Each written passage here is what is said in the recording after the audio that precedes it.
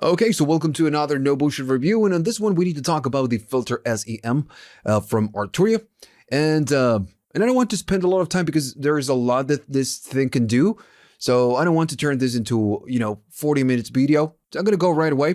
I'm gonna go to defaults and select a default template so we can all start from the same place, and I'm gonna go right here and just unclick that one, just uncheck that one.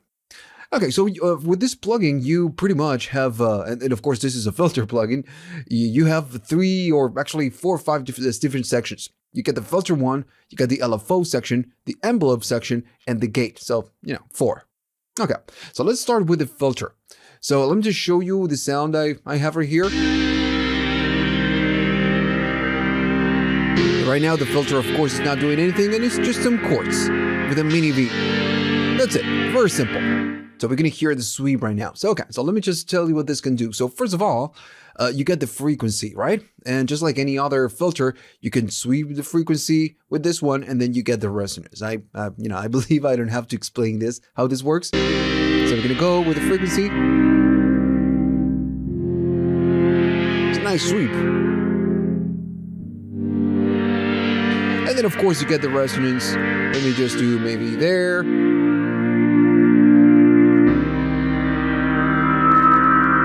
Nice resonance there. All right. Okay, so just pretty simple for a plugin, right? For a filter, this is what it does. Now, this is not the most important, even though it's a filter, not the most important section of this plugin, in my opinion. Everything else is just wonderful. So what you get as well, besides the filter, is the mode. So now you can do a low pass, but you can do a high pass, and you can do a notch and a band pass. So the low pass is the classic filter, right? You can filter the high frequencies. Now, of course, you can go the other way, and instead of just chop the higher frequencies, you can chop the low frequencies. All right, so super cool. So then you can use a notch type, the notch mode. And the notch mode, what it will do, it will create a notch. And I'm showing you the spectrum right here at the bottom. So notice that there's a notch. There's like a space right here, a bump. So the frequency will decide where this bump is. It's going to be. And the resonance it will decide how deep this bump is. Notice if I move it, we don't get a lot. As I go down on the resonance, we get, a deeper bump. And then you get the band pass. So the band pass is the opposite of the notch. Instead of creating, of course, a notch right here, it's going to create a bump. And the resonance will decide again, how this bump is going to be. It's going to be super aggressive or not aggressive. So at higher values, we can see that the bump is there. And if we move, we'll get a nice, super nice sweep.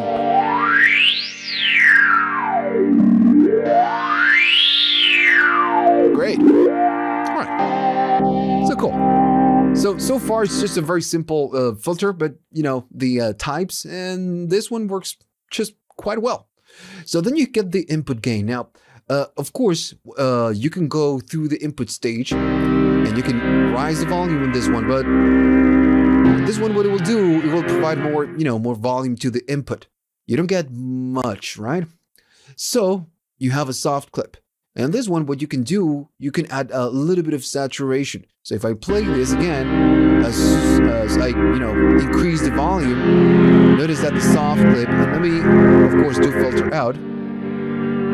Notice it's clipping, so we get distortion, or saturation in this case. It's clipping, right? And this is why you get the filter out, because this is, of course, since you're providing more input, the volume will grow. So you can just turn it down right here. And then, of course, you get the dry and wet, because maybe this is not a very good sound for you, right? So what you can do, we can do a nice blend. Just get a better sound.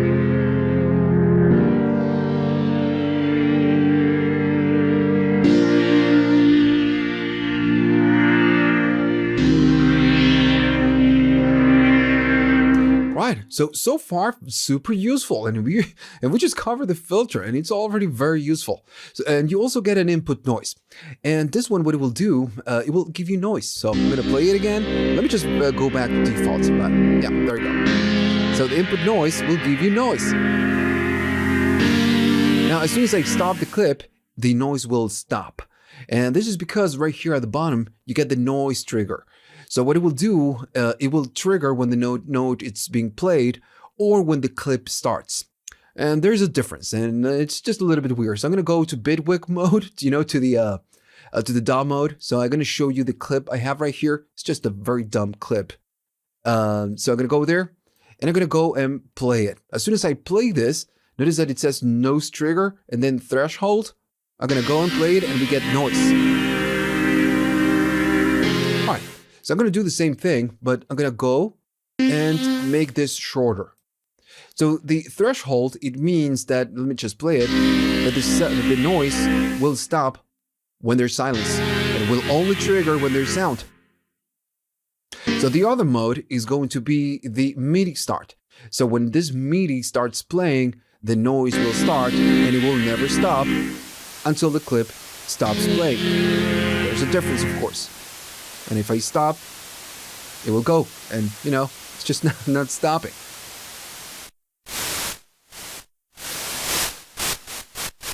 All right, so that's it. That's what it is.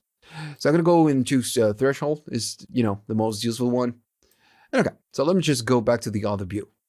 So this is the whole filter section, right? And it's already very useful. And if you just want to use the filter, it's a very good filter. Okay, but then you get more. You get the LFO section and the envelope section. And first, we're gonna talk about the LFO. And what this is an LFO. I'm gonna go and turn off this one because it's just gonna bother us right now. So the LFO, of course, is a low frequency oscillator. And it's just constantly moving, right? Nothing is going to trigger this. It just moves, goes up and down, depends on the waveform that you're selecting. In this case, we have a sine. We can use a triangle, a saw, an inverted, then a square, and then we have sample and hold, which is going to be the random, right? And notice as I select something, this light will indicate how the LFO is moving.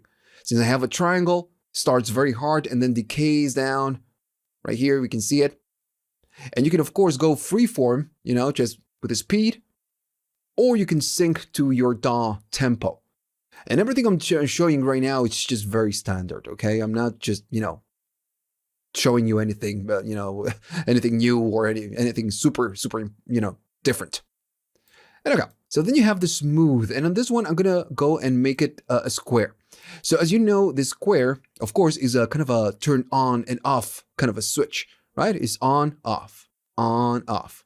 So the smooth, since this is of course very hard because it's an on and off, the smooth will smooth this transition between on and off. So it's like smoothing, or the the hard parts of the sine wave. Of the waveform. So notice if I go all the way up, it's a bit smoother, right? It's not on off. And if I go all the way back, it's on and off again. So this is what the smooth does. Of course, we are not hearing anything. All of this starts making sense when we use the filters. Why? We can modulate the filters. So okay, I'm gonna go to the saw down, and I'm gonna maybe sync it, and I'm gonna leave the smooth right there. So how can we use the LFO to modulate the frequency, right? This is the whole point of this. So I'm gonna go right here and set the frequency at noon. I'm gonna go and do play. All right, so this is how it sounds, we know. Okay, let me just change the clip because I forgot to go back to the beginning. Now it's just a sustained note. Okay. So the way that this works is that we need to decide how much of the LFO we want to use on a given source. In this case, we can do it right here at the bottom, and we need to provide a value. And right here you get the LFO and you get the envelope. So again, makes sense. At the very top, it will tell you what you want to move, right? What you want to modulate. So you get the frequency, which is this one, of course. And this one can go up or it can go down, positive and negative. So as you do more, the plugging or the LFO will be used to modulate this one. And of course, if you go really up, the value is going to be more aggressive. So, yeah, there you go. And notice we are using a saw, so it starts very aggressive and then, it goes smoothly down. If we do it the other way, it's the opposite. Or for example, an on and off kind of a sound. Now, of course, you can go the other way. You can go in negative. So now it's going to be the same thing, but the opposite, right? It's going to smooth up, and then it's aggressive. So we can, of course, we can see this on this slide. This is the indicator of how the sound or how the LFO is, being used. And there you go. This is how it works on a nutshell. You can, of course, decide what you want to move and provide the amount, aggressiveness. Then you can do the resonance if you wish. I'm going to go right here and say, I want to move it. Right? So pretty simple. Now, of course, remember, we can do the smooth right here. And we can hear that smooth going on. All right, super cool. So then you can also do the mode as well. For now, we are just pretty much not doing anything, but what you can do, you can modulate the mode. So this is like moving the mode right here, in a triangle fashion, up and down, up and down. Pretty simple. We can go, of course, the other way. We can, of course, also do the noise if we wanted to. In this case, I feel we don't need to. We can do the rate as well, which means that if I go up, it will modify the rate of this one. But the thing is that it's a bit absurd. The LFO, it's modifying itself. It's just modulating itself. And we are not going to get a super, just a great result. It's just doing pretty much nothing. So then you get the LFO amp, and think of this as the LFO amp, like the amp is the amplitude of the LFO. Of course, this is a waveform, so it has an amplitude. So this one will decide, right now it's just 100%, all right, just full. But if I go up, it's just smoothing the LFO. So we are kind of let me just disable this. Notice it's just not that aggressive. We have it at 0, super aggressive. And if I go up, we get a different sound. Same if you go, negative values. All right. So then, of course, what you can do as well, you can go and do the same thing with the envelope. We're going to talk about the envelope in a second. And then you get, of course, the filter out, which is the volume that comes out. You can do kind of a side chain kind of a thing. Let me just show you. I'm going to do So we are pretty much side chaining. It goes off, volume goes down and then goes up, just like a kick. And of course, you can, change the, the rate.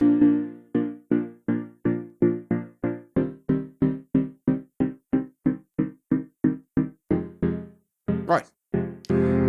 Okay, so hopefully you understand how this works. It's just pretty simple once you know, what this is doing. At the beginning, this is just a little bit challenging because we have a lot of things going on. So it looks weird, but it's actually very simple to use. Okay, so then we have the envelope. So I'm going to go back to default again. I'm going to go default and turn off this one. I'm going to play the sound again. I know it's boring, but okay. Now I'm going to do maybe here. And I'm going to say, okay, so the envelope needs to modulate whatever is that we are doing right here. In this case, it's going to be the frequency. So if I provide a value, nothing happens. And it's because this is kind of is an envelope generator. So we need to provide an instruction of what we are going to be generating so this envelope can decide how we can move this. Right now we are saying, okay, so the envelope is going to modulate the frequency, but nothing happens on the envelope. And the way we do, we start playing with this is by selecting whatever is that we want to do right here. Notice that something is going on right now. That's what it does. Notice the envelope is just lighting up right here. And this is where we use the attack, hold, and decay. So just like we use this one, for example, when it goes on and off, and if I use a slow rate, then it goes on, stays there, and then goes back. Well, the envelope is the same thing. Is triggering every time we have something pushed in right here, a sequence right here on the step. And the attack is going to be how, smooth is going to be that ramping up, like right here, like saw. Then how much time is going to hold. and then how it's going to go down, how smooth is going to be that going down. So if I want, let's say a triangle, like, goes up, and as soon as it goes up, it goes down, then I'm going to go and do the hold. I'm going to just remove the hold. And it's kind of doing a triangle. Goes up, takes a little bit of time, and then goes down and takes a little bit of time. So we get that triangle behavior,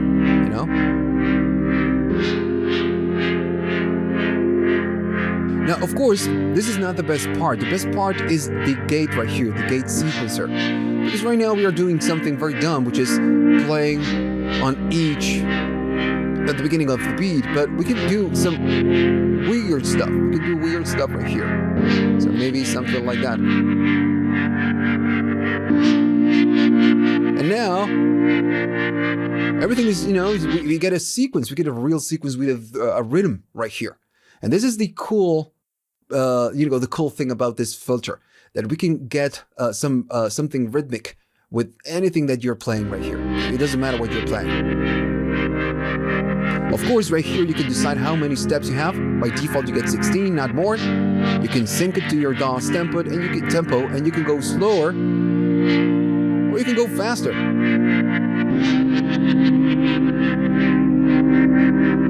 So the gate or the step will decide when this envelope is going to trigger whatever it is that you're moving right here at the bottom. And you can do the same things you can do with the LFO, like the resonance, if you wanted to.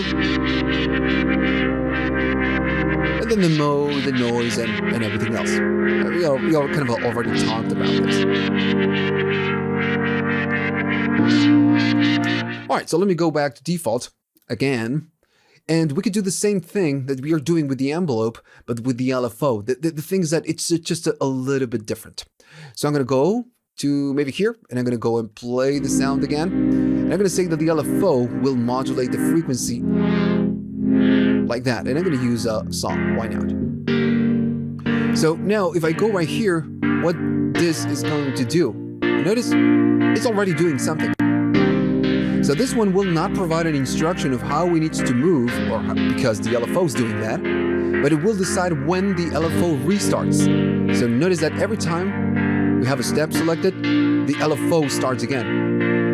And since the LFO is starting again, we get a rhythm. So if I go and do something like that,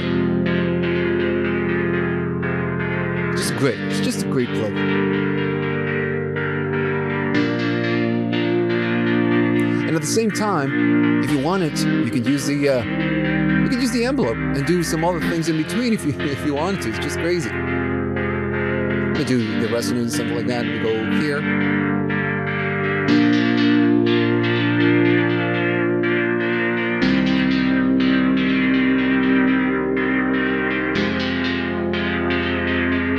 Provide a little bit of input gain and maybe a soft clip.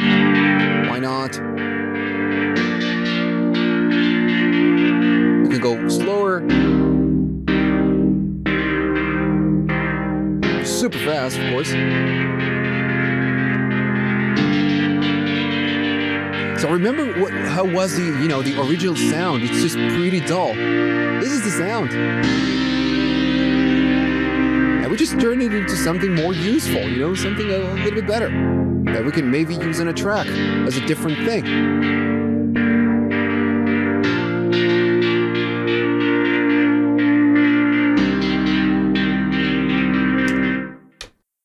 Alright, so let me just give you my conclusion, and I'm sorry I made this video a little bit too fast, because this thing can do a lot of things, so I didn't want it to make a 40-minute video. It's just too much time for a plugin, so I wanted to keep it under the 20 minutes maybe.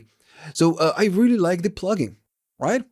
It can do a lot of things. It's just a simple plugin, just a simple filter, but the LFO and the gate and the envelope gives you tons of possibilities with this. So this is the kind of plugin that you need to use and experiment. Just trying to get different sounds, play with the values. This is a great plugin for that. Now, if you don't have time or you don't like to do that, maybe 99 bucks, like 100 bucks for this one, is just a bit too pricey because you're not going to use it. That's the problem. If you're not going to spend time playing around with this, maybe, again, just not a good plugin for you. Just get a normal filter or just use the filter from your DAW. That's enough. But if you want to experiment and try to get some different sounds from a dull chord progression, just like the one I had before, this is just a very good one, a very good plugin. So the only bad thing I could think about this is the documentation. The manual for this one, it's very bad, and sometimes it's just a little bit weird. They tell you a little bit about the technology that they used and the history of the original hardware, but they don't give you a detailed information about the knobs, the actual values and knobs of the plugin.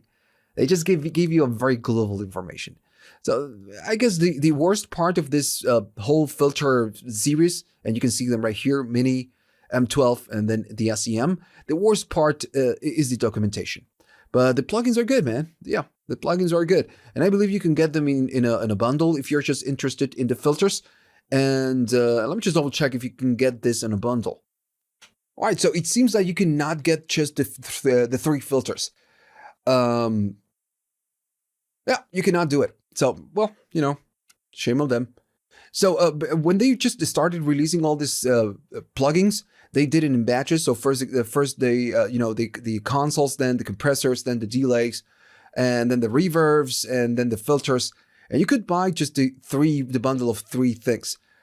I believe you cannot do that anymore. And I believe it's because now they sell an FX collection, which is all the plugins. But the thing is that you need to pay $400. And maybe back in the day, just buying 3 plugins, this 3 plugins was $150. So yeah, that's what maybe they did.